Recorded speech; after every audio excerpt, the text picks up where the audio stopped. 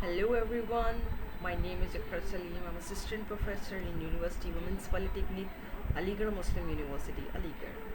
Today I'm going to share one of the most interesting as well as an important topic, that is disposing of fullness in a gown. Hope you will enjoy.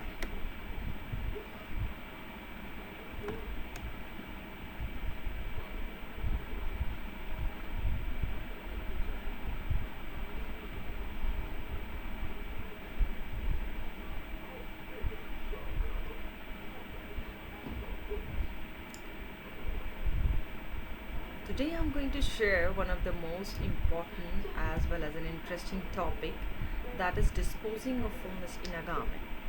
Sometimes this topic is also known as creating fullness in a garment or controlling fullness in a garment. So let's understand the whole concept of this topic. Whenever we start to learn this topic, we have three major questions to understand. What is fullness? What is the meaning of fullness in the garment? Another question raises, what are the reasons to introduce fullness in a garment? Why? What are the needs? And third one is, how many techniques that could be followed to create fullness in a garment? So let's try to find out all three of answers one by one. Basically, what is the meaning of fullness? Fullness refers to the various methods of giving shape to the fabric, and that could be fit to the wear and look beautiful. So, in another word, we can say that fullness is the extra allowances in the fabric or sometimes added to hold, to drape the width and occasionally the height of the fabric. Another question raised here, what are the reasons to introduce fullness in a garment? Basically, fullness is introduced into garment for various reasons, such as to give a good shape and proper fit to the garment. Another reason is to allow the freedom of movement. It means when the wearer walks, it feels comfortable. That means the ease should be added in a garment, and it should feel comfortable to the wearer when they wear the garment. Third one is to make the garment obviously look attractive and beautiful, because everybody want to get the compliment to the another person, yes, you are looking very beautiful. In this picture, as you can see that in this picture, all three of reasons are justified. Yes, it has a good fit. You can see the bust line, waistline, the hip line. You can see the hemline of the sleeves, side lines. So it is a good and proper fit to the wearer. And freedom of movement, if we talk about that, so there is a pleats and ease, all the sections wherever is needed, and it looking really beautiful and attractive, because here is the application of the one of the beautiful method, that is called smoking. How many techniques that could be followed to create fullness in a gown? Basically, four techniques we have followed. First one is called darts, another one is pleats, tucks, and last one is gathers. In this presentation, I have covered more than 25 styles that could create fullness in a garment. So let's see what is the magic of this technique. The first one is darts. Darts basically a simply stitched fold that could be tapered, or some can say pointed at one or sometimes at both ends. As you can see in this picture, it is pointed at one end or sometimes at both ends. The basic function of the dart is to use the shape, a proper shape, or to a flat piece of fabric to fit the curves of a figure. That means it creates the two-dimensional pattern into three-dimensional gown. There are two types of darts, functional darts or decorative darts. Functional darts is also categorized into two parts: standard dart or fish dart. Fish dart is also known as double pointed dart. As you can see this in the picture, the fish dart will be pointed at the both ends, and standard dart or functional dart that could be pointed at one end or wider at the another. Now try to understand the working method of the dart, that is very much important in the fabrication. Simply, we whenever we start to stitch the dart, we have some points that should be kept in our mind while stitching. First one is in this picture, you can see that there is a dart fold line and both dart legs.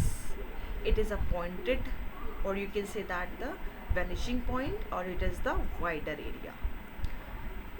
In the second step, we have marked the dart lines and fold line of the dart carefully. We have to hold the fold line of the dart matching dart legs.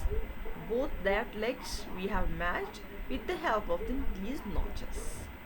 The the third step said that always start from the wider point to the taper point.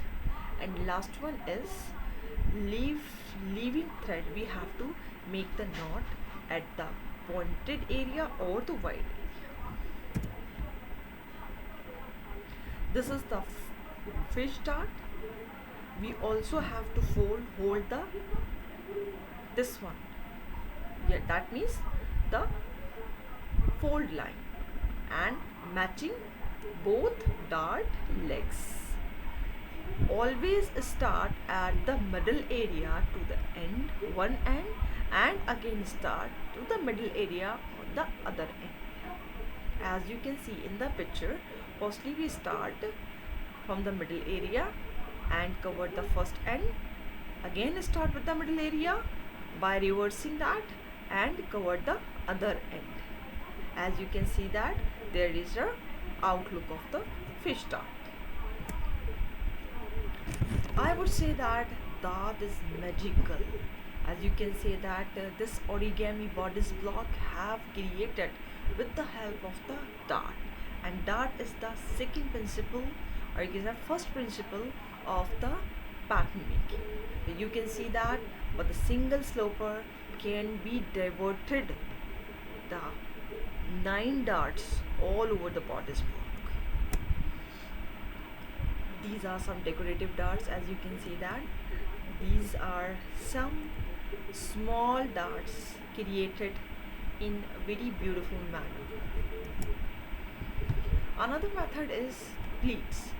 Pleat is a narrow fold of piece of fabric made of pressing or sewing two parts of fabric together.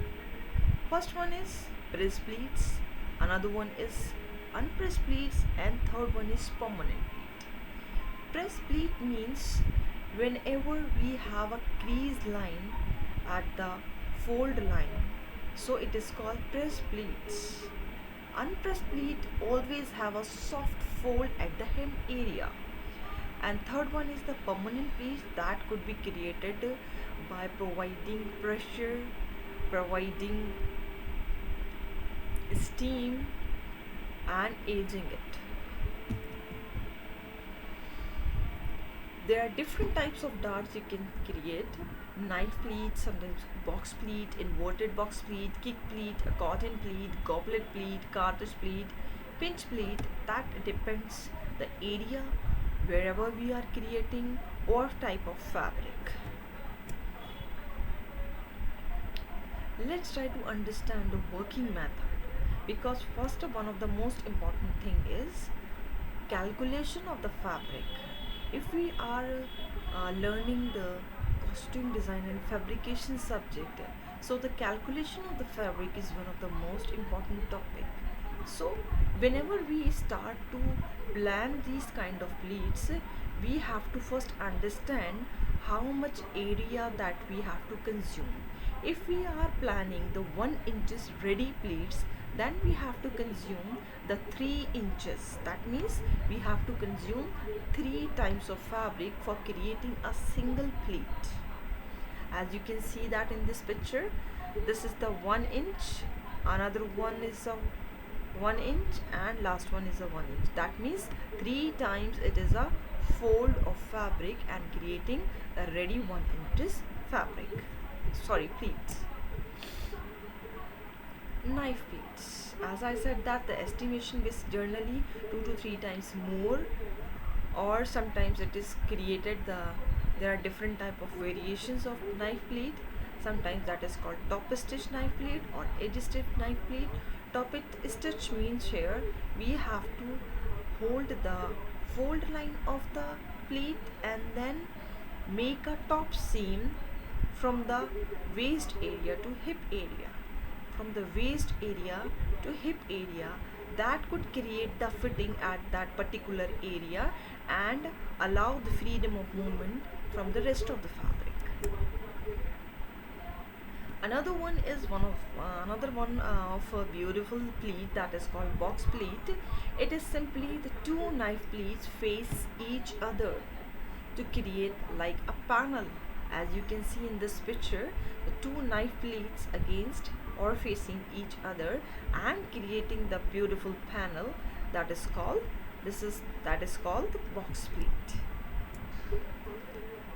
If we talk about the inverted box pleat, it means it is the reverse of box pleat. That means the panel is hide, or we can say the wrong side of the box plate is called the inverted box plate. That's shown on the right side. Now we talk about the accordion pleat. So tiny knife pleats is created. As you can see that in this picture, it is created with the help of the pressure and steam that could create the permanent effect to the fabric. As you can see in this picture, these are the small tiny knife pleats that creating a wonderful fold on the bodice area. It is sometimes look like the fan pleat or mountain field. Another one is the kick pleat. Kick pleat has its another beauty because it created like the inset, which is sewn on the wrong side of the seam line. One of the another method that is called tucks. Tuck simply a narrow fold of fabric that are stitched on the right side of the garment.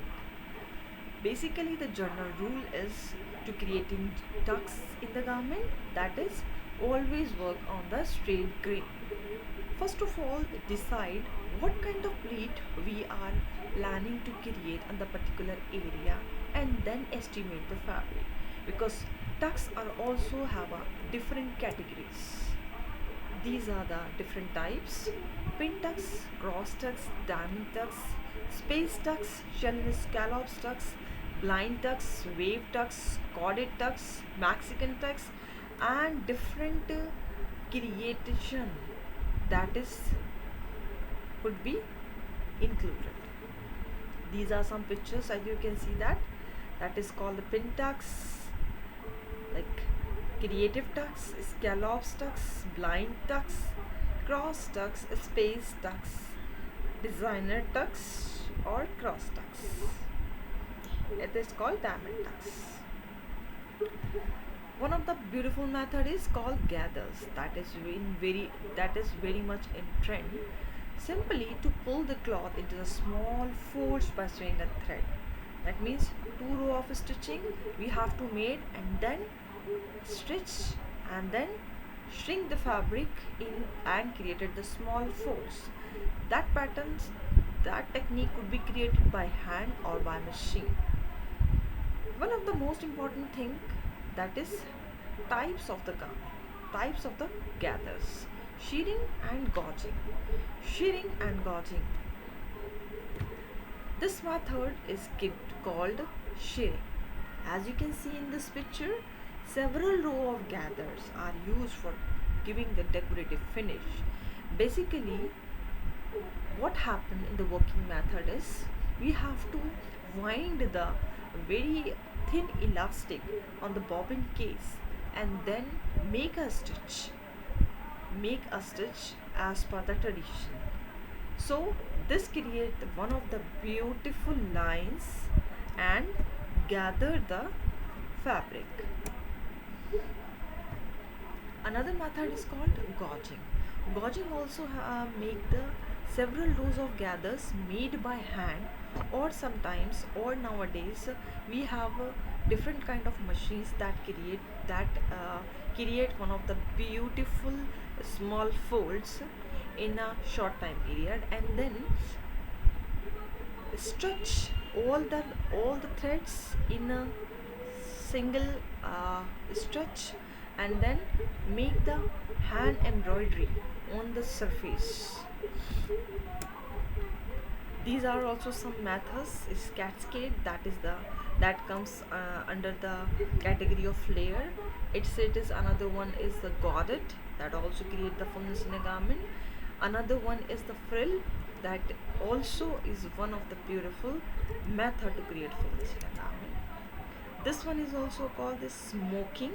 Smoking also come under the method of the garment. These are the magics of creating fullness in a garment. That is the real magic, I must say. That the fullness can create the tremendous designs, introduce the wonderful design in the field of fashion designing. As you can say that the origami style. And another picture, this one, another picture is, as you can see that this is the tie, inbuilt tie in the garment, and it only created if we understand the first principle, that manipulation of the in this field. Another one is creating rows, inbuilt flower, inbuilt flower in the garment. So basically, the conclusion is the reason for engaging fullness includes to decorate the garment to fit the body curves and provide the room for growth. Fullness is basically achieved by pleats, tucks, gathers, darts, and giving clothing more adornment. And dart used basically to create flat pattern, as I have shown you the wonderful designs, inbuilt tie, inbuilt flowers. Opening are the features that allow one to put on the and remove clothing. Thank you.